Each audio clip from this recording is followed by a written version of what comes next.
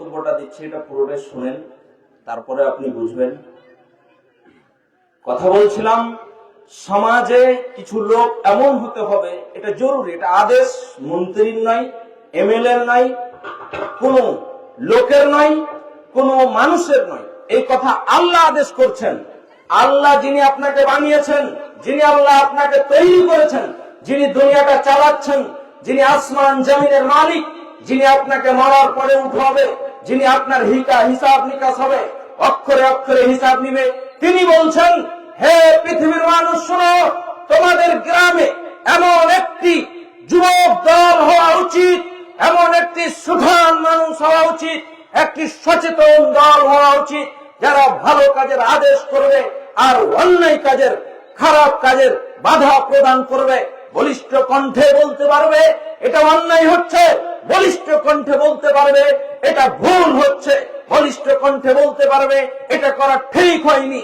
আবার ওদের দায়িত্ব হবে যেটা ঠিক সেটাকে বাস্তবায়ন করার, যেমন ভাবে বারণ করবে তেমন ভাবে বাস্তবায়নে তিনি কাজ করবে।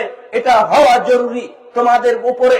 না যদি হয় তাহলে কি আছে আমি আপনাকে পরের স্টেপে বলছি, কিন্তু আপনাকে যে কথাটা বলছি সেটা হচ্ছে আপনাকে ভালো কাজের আদেশ আর মন্দ কাজের নিষেধ প্রত্যেক লোকের দায়িত্বে।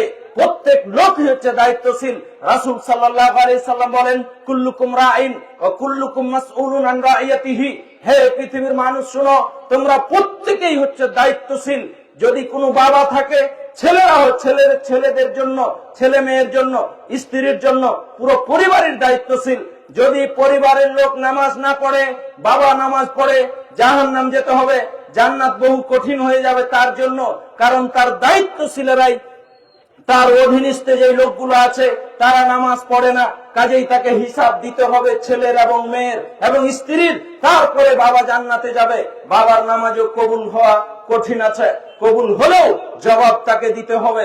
কাজেই একজন মানুষ ভালো হলে হবে না, সমাজের সকল মানুষকে ভালো কাজের আদর্শ দিতে হবে, অন্যায় কাজের বাধা প্রদান করতে হবে। পরক্ষণে আল্লাহ তাআলা বলেন, যারা ভালো কাজের আদেশ করবে আর মন্দ কাজের নিষেধ করবে তারাই হচ্ছেন ওয়াউলাইকা হুমুল মুফলিহুন, এরাই হচ্ছে সবচাইতে সফল কাম, এরাই হচ্ছে সবচাইতে ভালো মানুষ। সমাজের মধ্যে সবচাইতে ভালো মানুষ সেই ব্যক্তি যারা ভালো কাজের আদেশ করবে, অন্যায় কাজের বাধা প্রদান করবে, তারাই হচ্ছে সবচাইতে ভালো মানুষ, যা আল্লাহ তাআলা ঘোষণা করলেন। আর আমাদের সমাজে যারা হক কথা বলবে তারাই হচ্ছে খারাপ মানুষ। যারা হক কথা বলবে তারাকে ডাকা হবে না, যারা হক কথা বলবে তাদের বিরুদ্ধে সমালোচনা হবে, যারা হকের কাজ করবে তাদের বিরুদ্ধে গুড়িকুটি করা হবে, যারা হকের কাজ করবে তারাই নাকি খারাপ মানুষ। যদি হকের কাজ করতে গিয়ে খারাপ মানুষ হয় তাহলে আমি প্রথম নম্বরে হব।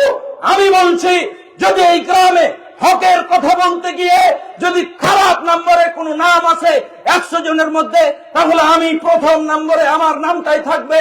আবারও বলছি, এই গ্রামে যদি হকের কথা বলতে গিয়ে, হকের কাজ করতে গিয়ে যদি আমাকে খারাপ হতে হয়, আমার ফাউন্ডেশনকে খারাপ হতে হয়, তাহলে প্রথমে আমার নামটা আসবে।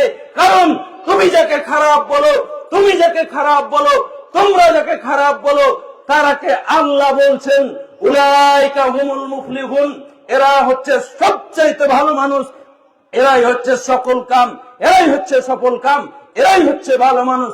কাজেই মানুষ আমাকে সম্মান করবে তাহলে আমি ভালো মানুষ, মানুষ আমাকে ইট পাথর আর পাটকেল মারবে তাহলে আমি খারাপ মানুষ। এই হিসাব করলে দিনের কাজ করা যাবে না, এই হিসাব করলে মাদ্রাসা চালানো যাবে না, এই হিসাব করলে মসজিদের সেক্রেটারি হওয়া যায় না, এই হিসাব করলে ভালো কাজের আদেশ আর মন্দ কাজের নিষেধ করা যায় না। কাজেই আল্লাহ যখন আপনাকে বলছে ভালো কাজের আদেশ, মন্দ কাজের নিষেধ করুন, তাহলে আপনি কি হবেন? উলাইকা হুমুল মুফলিহুন, আপনি হচ্ছেন ভালো মানুষ। পরের আয়াতে আল্লাহ তাআলা বলেন, কুনতুম খায়রা উম্মাতিন উখরিজাত লিন-নাসি তা'মুরুনা বিল মারুফ ওয়া তানহাউনা আনিল মুনকার। আল্লাহ তাআলা বলেন, কুনতুম খায়রা উম্মাতিন উখরিজাত লিন-নাসি তা'মুরুনা বিল মারুফ ওয়া তানহাউনা আনিল মুনকার।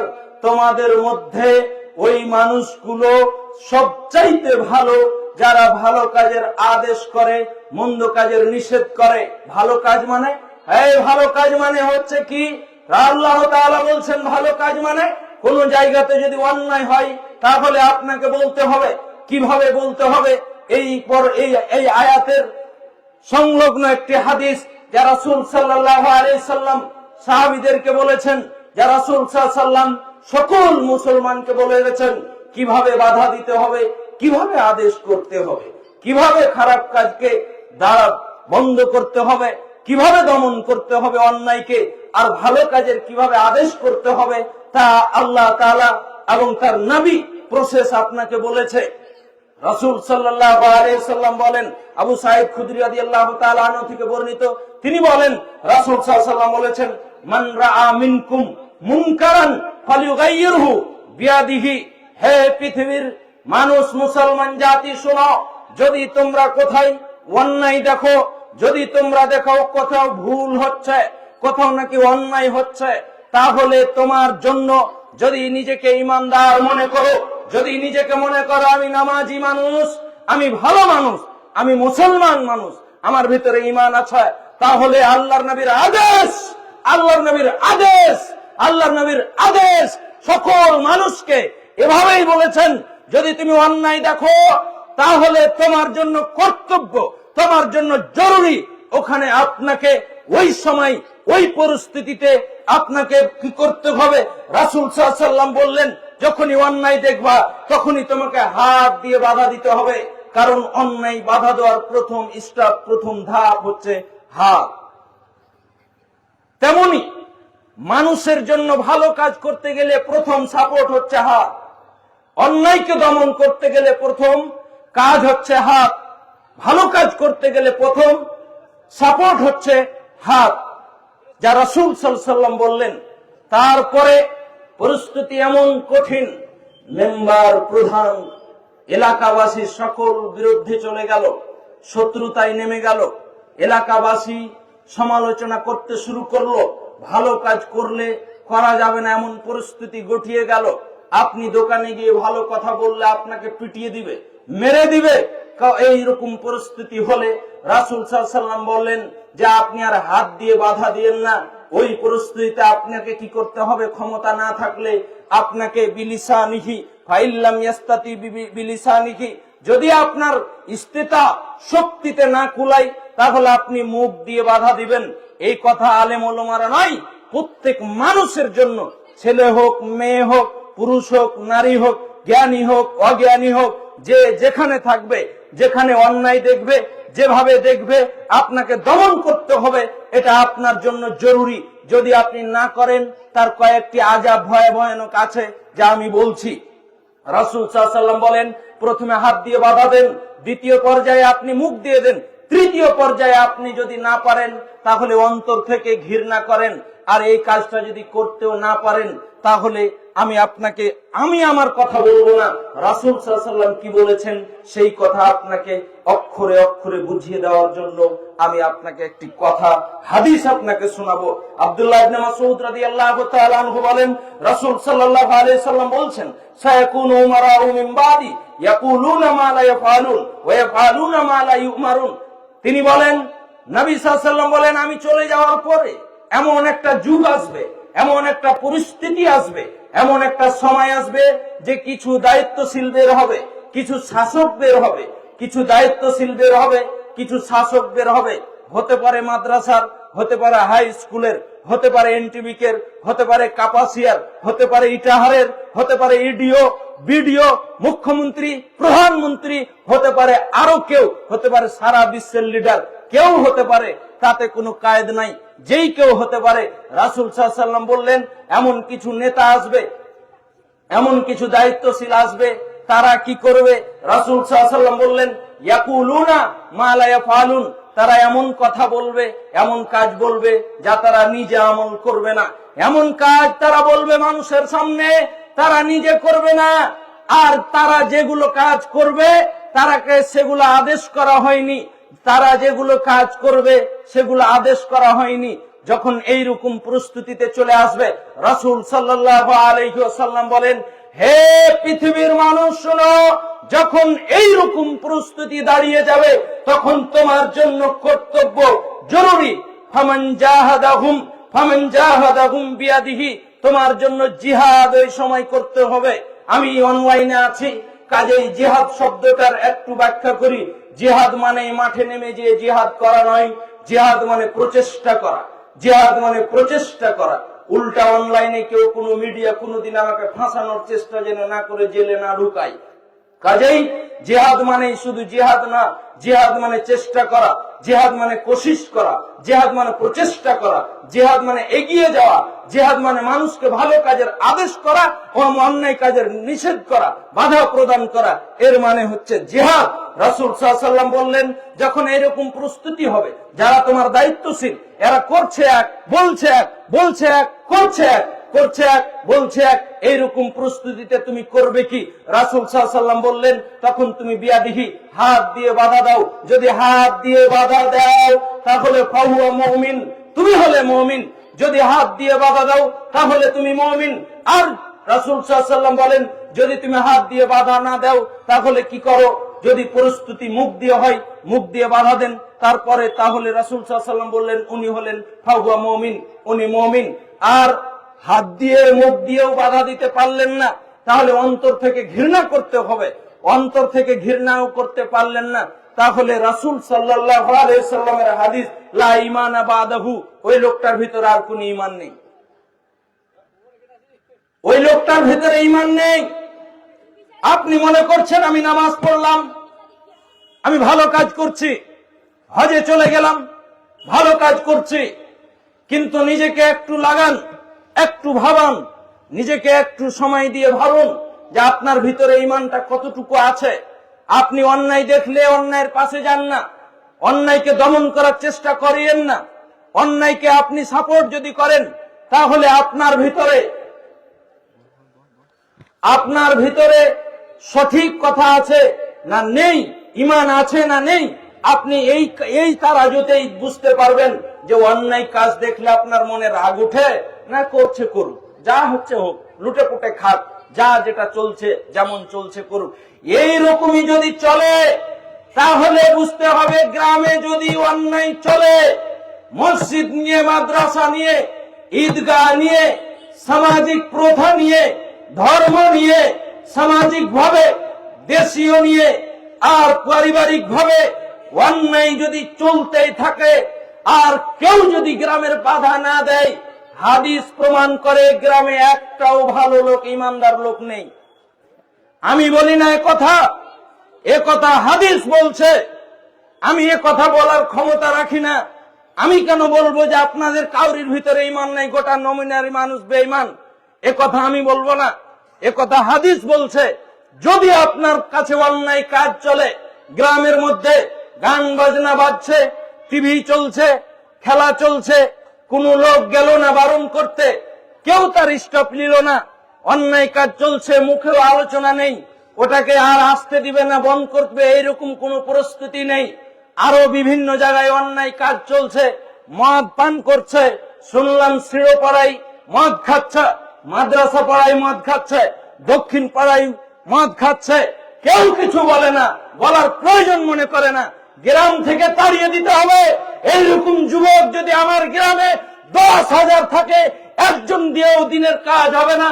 গ্রাম নষ্ট হবে, সমাজ নষ্ট হবে, এলাকা নষ্ট হবে, ছেলে মেয়ে নষ্ট হবে, আযাব নেমে আসবে, গজব নেমে আসবে আসমান থেকে। কাজেই যারা মদের সাথে জড়িত, স্টপ নিতে হবে। গ্রামবাসীকে, যুবক দলকে, ইমানদারকে, নামাজি মানুষদের, ভালো মানুষদের বলতে হবে। এইভাবে ছেড়ে দিলে, চলতে থাকলে গ্রামগুলো মুসলিমের দোকানে বিড়ি সিগারেট বিক্রি হতে আছে, কেউ কিছু বলে না। ওই দোকানে গিয়ে মাওলানা সাহেব জিনিস কিনছে, ওই দোকানে গিয়ে হাজি সাহেব বসে চা পান করছে, বলার প্রয়োজন মনে করে না। টিভি চলছে, দক্ষিণ পাড়ায় 2-4 দোকানে টিভি চলছিল, বন্ধ করা হয়েছে, আলহামদুলিল্লাহ বন্ধ হয়েছে। বাকি এই পরিস্থিতি, এইগুলো এইদিকে আমি জানি না টিভি চলে কি চলে না, কিন্তু গুটকা, তেরাঙ্গা, জর্দা যে দোকানগুলো বাজারে আমি সেদিন বন্ধ করতে গিয়ে দেখলাম আগাদিকে লটকিছে। আপনারা আসলেই মানুষের অন্তরকে নিয়ে খেলছেন না কি করছেন? ইমানকে নিয়ে আপনি খেলছেন। একটা কমিটির মানুষ ওই বিরুদ্ধে কথা বলবে না। মদ খাচ্ছে গ্রামে, কেউ কথা বলে না। আজ আজমল হোসেন 10-20 বছর পড়াশোনা করার পরে যদি যুবকদেরকে নিয়ে একটা স্টাফ নিয়েছে, এই গ্রামে অন্যায়কে দমন করতে হবে, তার জন্য 100 যুবক গ্রামের তৈরি করে একটা ব্যবস্থা করেছে, ভালো কাজের আদেশ, খারাপ কাজের মন্দ কাজের নিষেধ, তাহলে আজমলের বিরুদ্ধে কেস করে দিব, আজমলের বিরুদ্ধে বাড়ি থেকে তাড়িয়ে দিব, গ্রাম থেকে তাড়িয়ে দিব, জালসা ভেঙে দিব, গুড়িয়ে দিব, করতে দিব না। বিরুদ্ধে উঠে চলে আসলা। মনে রেখো, এই ফাউন্ডেশন আমার বাপের সম্পত্তিক নয়, কোন যুবকের নিজস্ব সম্পদ নাই। এই ফাউন্ডেশন শুধুমাত্র ভালো কাজের আদেশ, অন্যায় কাজের নিষেধের জন্য তৈরি হয়েছে। এই গ্রামের ছেলেরাই জন্ম দিয়েছে, এই গ্রামবাসী জন্ম দিল, আর এই গ্রামেই প্রতিষ্ঠিত হবে একদিন। আপনি চাইলেও হবে, আর আপনি না চাইলেও হবে ইনশাআল্লাহ। বলুন ইনশাআল্লাহ, বলুন ইনশাআল্লাহ হবে। আপনি থেকে যদি আমাকে বন্ধ করার চেষ্টা করুন, আমি আপনাকে পরিষ্কার ভাবে আজকে এই বক্তব্যের ময়দানে আমি বলে দিচ্ছি, যদি আমাকে, আমার কণ্ঠকে বন্ধ করার চেষ্টা করেন, এটা আমার কণ্ঠ নাই। আমি এত জোর দেখে আজকে কথা বলছি তো কোরআনের কথা বলছি, আমি কথা বলছি তো হাদিসের কথা বলছি। আমি কোন মানুষের, কোন নেতার, কোন নেত্রীর কথা আমি বলি না যে আমার ভয় আছে, কোন দলের আমি কথা বলি না, আমি বলছি কোরআন হাদিসের। আর যতদিন আমার দেহে রক্তে চলাচল করবে, আমার দেহে যতদিন শ্বাস থাকবে, আমার কণ্ঠকে নিচু করতে আসলে আমি বলবো না। আল্লাহ নিজে কোরআনে বলেছে, আল্লাহু ইয়াসিমুকা আনিন নাস।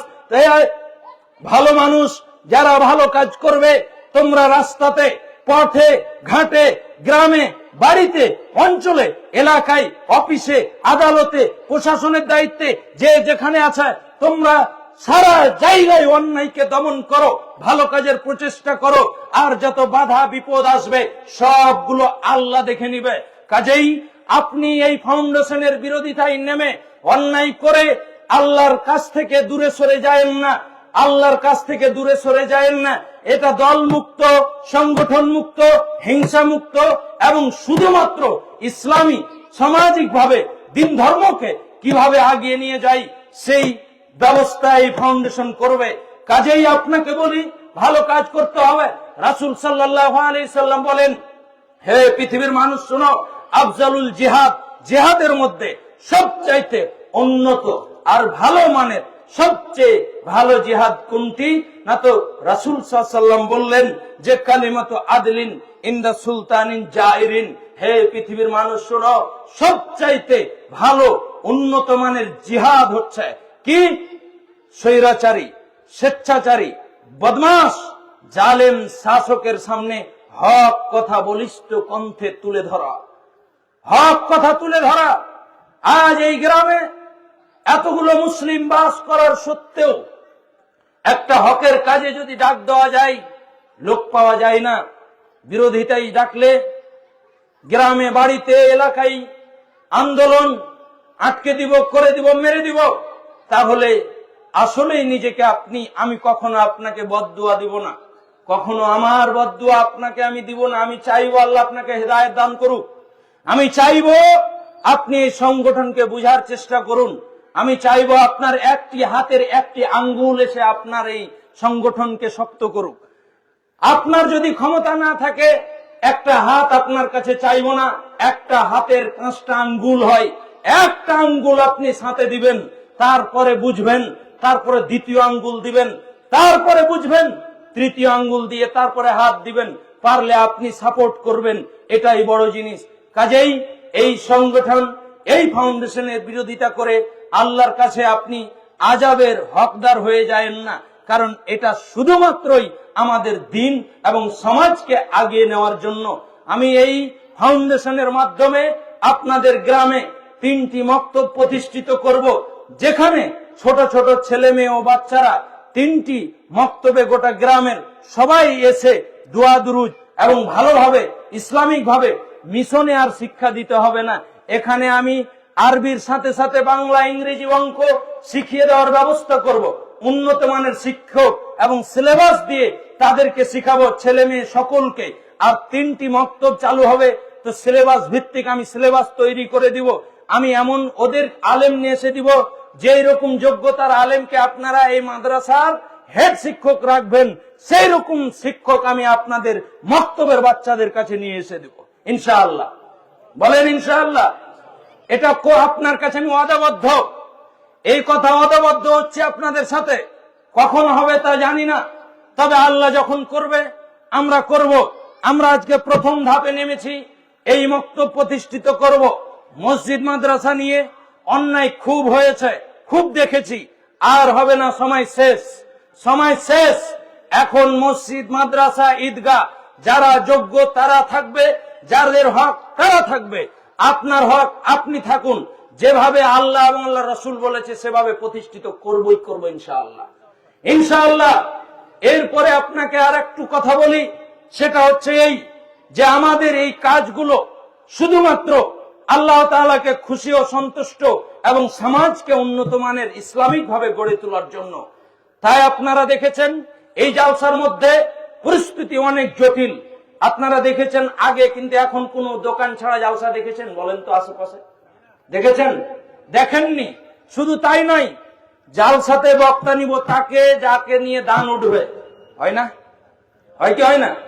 কমিটি রাখবো ওকে যাকে নিয়ে টাকা পাবো, সেক্রেটারি করবো ওকে যার কাছে 5,000 পাবো, নামটা দিব যার কাছে 2,000 পাবো। তাহলে মাথায় কি গোবর আছে? 2,000 টাকায় আপনি ইমানটা বিক্রি করলেন, 2,000 টাকা আল্লাহর উপরে ভরসাটা বিক্রি করে দিলেন 500 টাকায়। কেন হলো? কেন এই সমাজ আসলো কোথা থেকে? গরু কাটতে হবে এতটি, প্যান্ডেল করতে হবে এভাবে, তারপরে শোনাতে হবে এভাবে, দোকানপাট বসাতে হবে এভাবে। এইগুলো জালসার জন্য পুরো পশ্চিম বাংলার কাছে চ্যালেঞ্জ করে বলছি, আমি আজমাল হোসেন, যারা মিডিয়াতে আছেন সকলকে আমি বলি, পুরো পশ্চিম বাংলার সকল মুসলিমকে আমি চ্যালেঞ্জ করে বলছি, আজকে নিজের গ্রামে প্রতিষ্ঠিত করেছি। দোকান ছাড়া, ভান্ডারি ছাড়া, ক্যামেরাম্যান যদি থাকে আমি বলতে চাই, লোকটিকে দেখান লোক পাওয়া গেছে না যায়নি? প্যান্ডেলের ভিতরে পাওয়া গেছে না যায়নি? গেছে না যায়নি? তাহলে আমাদের মাথা থেকে উড়িয়ে দিতে হবে, দোকান বসালে লোক পাওয়া যাবে না, দোকান না বসালে লোক পাওয়া যাবে না, গোস্ত ভাত করলে লোক পাওয়া যাবে, নইলে পাওয়া যাবে না। এটা একেবারেই ভুল। যারা এই মাথা নিয়ে আছে তাদের মাথায় গোবর আছে, যারা এই মাথাতে ভাবনা চিন্তা রেখেছে তাদের মাথায় গোবর আছে। আর একটা কথা আপনাদের বলি, আপনারা এখন বলবেন আজমাল হোসেন আপনি তো একাই আছেন, তাহলে মাদ্রাসাগুলো কিভাবে চলবে? ও হাজী সাহেব, আপনাকে একটা কথা বলি, মাদ্রাসা আপনার প্রত্যেক সম্পত্তি নয়, চালার দায়িত্ব আপনার নয়, দায়িত্ব পালন করার দায়িত্ব আপনার, মাদ্রাসা চালার দায়িত্ব আপনার নয়। মসজিদ মাদ্রাসা আল্লাহর, যেভাবে বলেছে সেভাবে চালান, নিশ্চয়ই টাকার কমতি হবে না, অর্থের কমতি হবে না, শিক্ষকের কমতি হবে না, নামের কমতি হবে না, ছাত্রর কমতি হবে না, এটা গ্যারান্টি দিচ্ছি। আমি নয়, রাসূল সাল্লাল্লাহু আলাইহি ওয়াসাল্লাম দিয়েছেন, যদি যেখানে হালাল পদ্ধতিতে সবকিছু চলে বরকত ওখানে আসবে, কথা আল্লাহ নিজে বলছেন। হালাল ভাবে চললে বরকত আসবেই, হালাল ভাবে চললে বরকত আসবে। তাই আমি আপনাদের কাছে বলতে চাচ্ছি, এই মসজিদ মাদ্রাসায় হক প্রতিষ্ঠিত করেন, টাকার কমতি হবে না, মাওলানার কমতি হবে না, ভালো ফতুয়ার কমতি হবে না, সঠিক কোরআন হাদিসের ব্যাখ্যা করার আলেম ওলামা এই জায়গা থেকে তৈরি হবে। আর যদি আপনি সেখানে দুর্নীতি করে রাখেন তাহলে মনে রাখবেন প্রজন্ম পিছাবে। 20 বছর যদি এইভাবে লটঘট করে মাদ্রাসা চলে, 20 বছর যদি মসজিদ এভাবে চলে, তাহলে 20 বছরে যতগুলো বাচ্চা জন্ম হয়েছে ভালো জালসাও দেখতে পাবে না, ভালো মাদ্রাসাও দেখতে পাবে না, ভালো মসজিদও দেখতে পাবে না। কাজে সবকিছু নষ্ট হবে, প্রজন্ম নষ্ট হবে, স্ত্রী ভালো পাওয়া যাবে না, স্বামী ভালো পাওয়া যাবে না, বাপ ভালো হবে না, ছেলে ভালো হবে না। একটা উদাহরণ আপনাদেরকে বুঝানোর জন্য বলছি, হাদিসে নেই কথাটা, কোরআনও নেই, তবে একটা কথা বয়স্ক মানুষেরা খুব ভালো বুঝতে পারবে, এটা শুধুমাত্র আপনাদের বুঝানোর জন্য বলছি। এই উদাহরণটা আমি এতগুলো কথার মধ্যে একটাই উদাহরণ পেশ করছি, হাদিসে নেই, কোরআনে নেই, বলার অনুমতি আছে। উদাহরণ কি আছে? বলার অনুমতি আছে। উদাহরণটা হচ্ছে, আমাদের জালসাগুলো সঠিক কি জালসা এটা ভুলে গেছে বাচ্চারা। জালসা মানেই গরু কাটবে, জালসা মানেই দোকান হবে, জালসা মানেই অনেক কুটুম আত্মীয় আসবে, এটাই তো জানে বাচ্চারা, তাই না?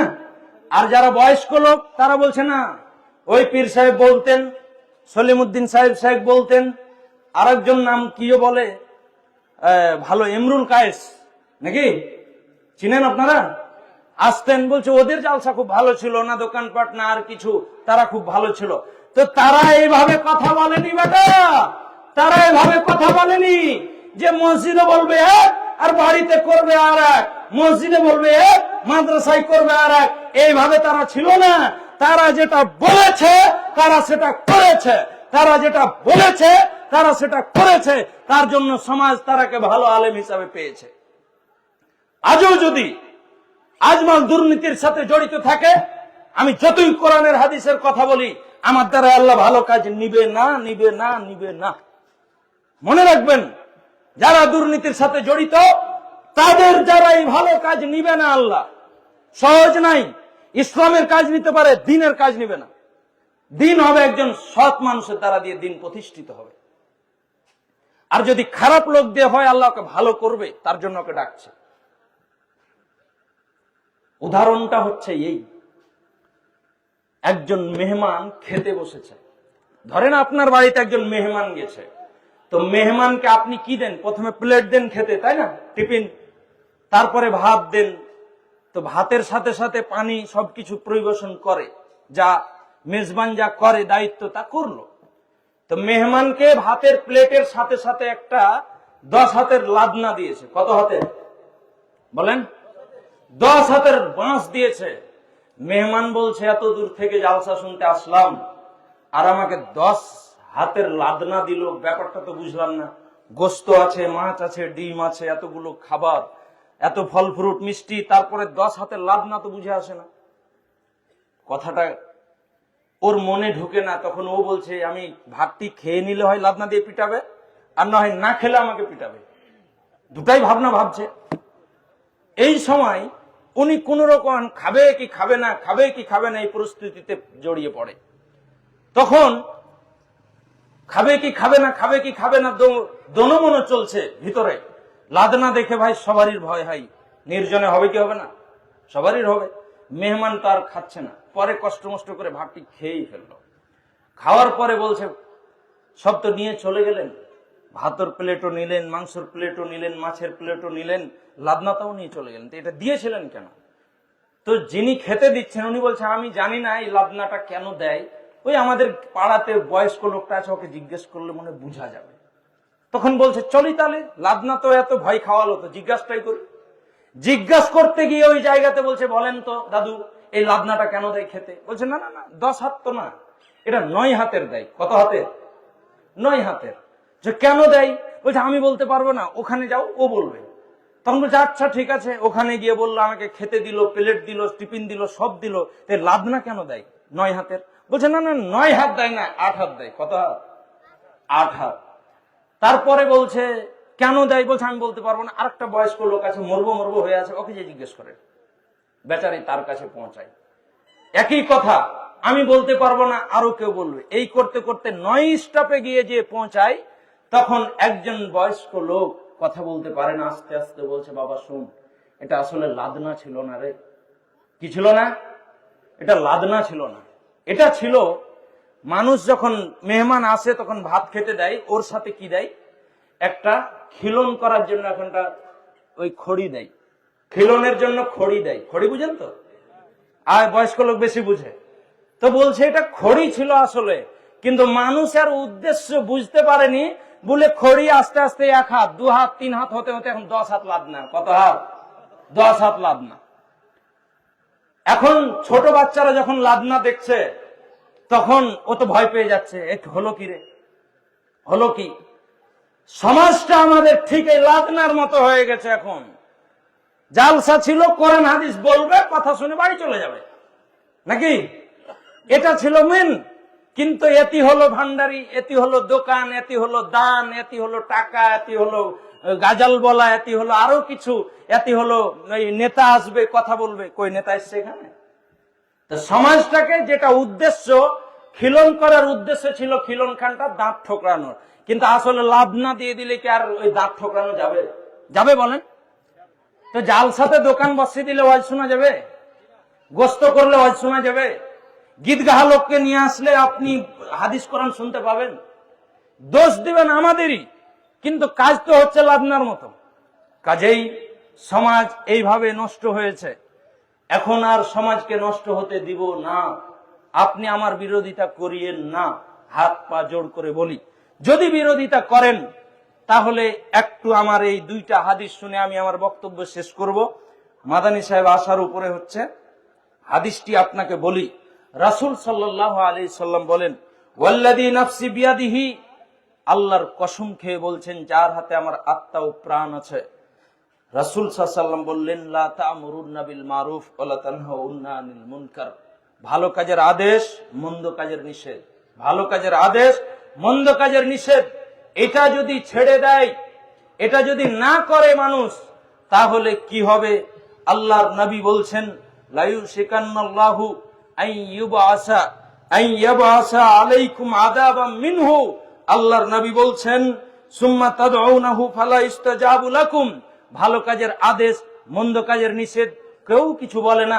মানুষজন বলে না, পিতা বলে না, ভাই বলে না, বাবা বলে না, মামা বলে না, চাচা বলে না, গ্রামবাসী বলে না, বয়স্ক লোক বলে না, আলেম ওলামা বলেন না, কেউ বললো না। কারো বলার প্রয়োজন মনে করে না। আরে বলা নাকি যায় না, বললেই নাকি দোষ, বললেই নাকি খারাপ। আরে হও না তুমি খারাপ। তুমি খারাপ হলে আল্লাহ তোমাকে ভালো বলবে তো, তুমি খারাপ হলে আল্লাহ তোমাকে ভালো বলবে তো। কাজেই আপনাকে বলতে হবে। যদি আপনি না বলেন, আল্লাহর পক্ষ থেকে আযাব নেমে আসবে, আযাব নেমে আসবে। আর যখন আযাব, শাস্তি নেমে আসবে, তখন আর দোয়া করলে দোয়া কবুল হবে না। এ কথা রাসূল সাল্লাল্লাহু আলাইহি ওয়াসাল্লাম বলেন। এবার আযাবটা কি আসবে শুনেন। প্রথম আযাব এই পৃথিবীতে কাকে হয়েছিল আপনারা জানেন? কাকে হয়েছিল বলেন তো একটা লোক? প্রথম আযাব জান্নাতে ছিল আদম আলাইহিস সালাম আর হাওয়া আলাইহিস সালাম। ছিল না? ছিল না? তা আদম আলাইহিস সালামের একটা ভুল করেছিল। কি? ফল খেতে বারণ করা হয়েছিল, খেয়ে নিয়েছিল, তাই না? তো ফলটা খাওয়ার কারণে প্রথম আযাব কি দিয়েছিলেন আল্লাহ? পারবেন? আযাবটা দিয়েছিল তাদের পোশাক খুলে পড়ে গেছিল। শুনেছেন? কোরআনে বলছে যে তার পোশাকটা খুলে গেল শরীর থেকে, জান্নাতের পোশাকটা। এখন দুজনে উলঙ্গ। তখন এটা প্রথম আযাব। তারপরে তারা গাছের পাতা নিয়ে নিজের গা শরীর ঢাকতে শুরু করলো। এটা হলেন আযাব। আর আপনি মনে করছেন এটা হলো ফ্যাশন। প্যাট পিট দেখিয়ে এই দিক সেই দিক চলে ফিরে মানুষ যখন চলে, নদীতে গোসল করে মহিলা পুরুষ, বাজারে হট্টগোল করে, মানুষ বললে এটা ফ্যাশন। আল্লাহর কোরআন অনুযায়ী বোঝা যায় এটা হলো প্রথম আযাব। আযাব আর শাস্তি আরো একটা। জমি কিনলেন 2 লক্ষ টাকায়, রেজিস্ট্রির খরচ পড়লো 5 লক্ষ টাকা। আছে না নাই? এটা একটা আযাব। মনে করেন না এগুলো ওরা বাড়িয়ে দিয়েছে। মানুষের প্রতি নেমে আসছে জুলুম, এগুলো শাস্তি। আপনি বড়, ছোট আপনার কথাতে মান দিল না, এটা একটা আযাব। সমাজ ভালো হয়ে চলে না, এটা একটা আযাব। ভালো কথা বলা যায় না। মাদ্রাসাতে আমি পরিষ্কার ভাবে বলছি, এই মাদ্রাসাকে আমি আমার শরীরকে যতটা ভালোবাসি, তার চেয়ে লক্ষ গুণ বেশি ভালোবাসি এই প্রতিষ্ঠানকে। এই গ্রামের যদি 4 জন লোক প্রতিষ্ঠানকে বেশি ভালোবাসে, প্রথম নম্বরে আমি হব মনে হয়। এই মাদ্রাসার মসজিদকে যদি গ্রামের 4টা লোক সবচেয়ে বেশি ভালোবাসে, তো প্রথম নামটা মনে হয় আজমাল হোসেনের হবে। এতটা ভালোবাসি। দুঃখের সাথে বলতে হয়, যেই লোকগুলোকে বলি কমিটিতে আছেন, এই কাজটা করার চেষ্টা করুন, তারা বলে আমাদের কথা শুনে না বাবা, আমরা হক কথা বললে আমাদেরকে আর কাগজই দেয় না, ডাকেই না। এরকম 100 লোক গ্রামের মধ্যে আছেন। 100 লোক থাকার পরেও গ্রামে যদি অন্যায় চলে, মাদ্রাসা প্রতিষ্ঠানে যদি অন্যায় চলে, মসজিদে যদি অন্যায় চলে, তাহলে হক কথাটা কোথায় পাবেন? কোথায় হবে? কে বলবে আপনাকে? কি হবে? এইভাবে দুনিয়া করে চলে গেলে আল্লাহর কাছে ছাড় পাবেন না। পাই টু পাই, অক্ষরে অক্ষরে হিসাব দিতে হবে। কাজেই এই ইহকাল পরকাল বাঁচাতে হলে হকের সাথে আসতে হবে, হক কথা বলতে হবে, সঠিক নিয়মে আপনাকে চলতে হবে। এই শেষ হাদিস আর একটা কথা আপনাকে বলি। আন ইমরান ইবনে হুসাইন রাদিয়াল্লাহু তাআলা আনহু বলেন, রাসূল সাল্লাল্লাহু আলাইহি সাল্লাম বলেন, ইন্না আখওয়াফা মা আখাফু আলাইকুম বাদি কুল্লু মুনাফিকিন আলিমুল লিসান। আল্লাহর নবী বলছেন, আমি সবচেয়ে বেশি বড় ভয় পাই, আমার পরে আমি সবচেয়ে বেশি ভয় পাই শিক্ষিত মুনাফিকদেরকে। শিক্ষিত মুনাফিক। কে শিক্ষিত মুনাফিক?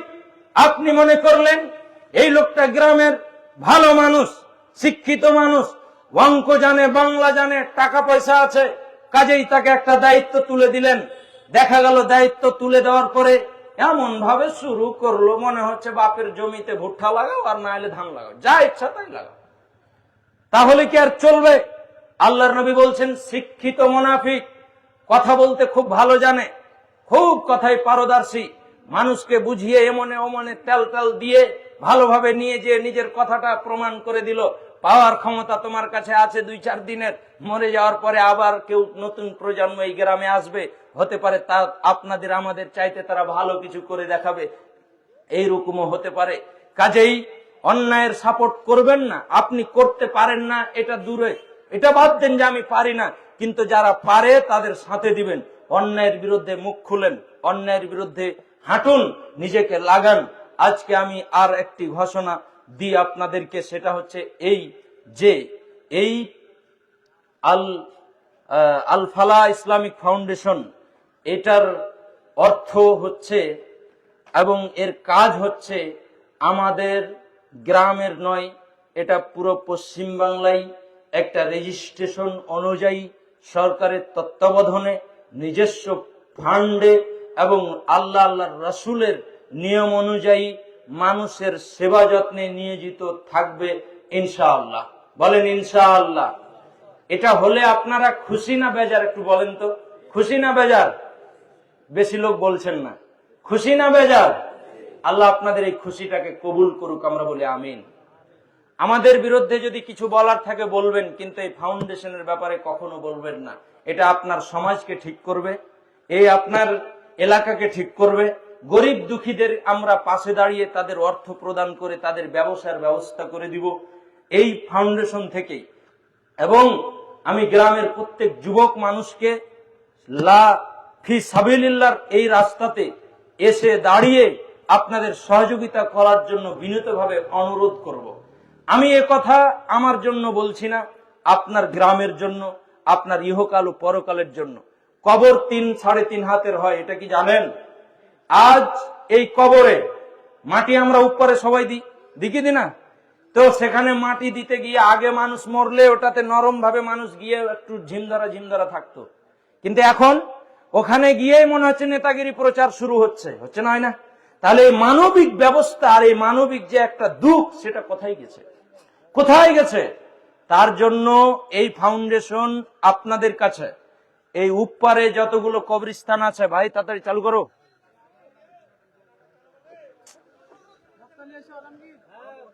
আসছে চলে আসছে।